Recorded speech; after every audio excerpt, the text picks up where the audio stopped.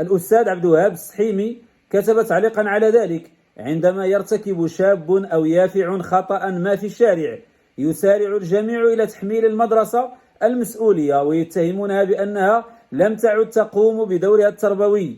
اليوم هذا الشخص يغني أمام عشرات الآلاف من الشباب واليافعين والأطفال، وبطبيعة الحال كلامه يناقض تماما ما يعلم لهؤلاء الأطفال ويلقن لهم في المدارس. وأضاف الناشط الحقوقي في منشور له على فيسبوك: إذا كان لهذا الشخص جمهور يتابعوه فمن الممكن تنظيم حفله في قاعة مغلقة حتى نحمي الأطفال واليافعين من خطر كلامه السوقي والنابي. مردفا: أما منحه أكبر ساحة في الرباط وهي ساحة السويسي فهذا يعتبر فرضا لما يقدمه على عموم الناس.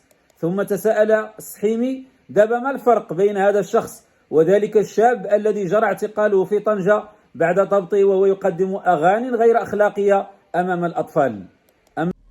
قناة إبراهيم أبو جابر، رحلة TV.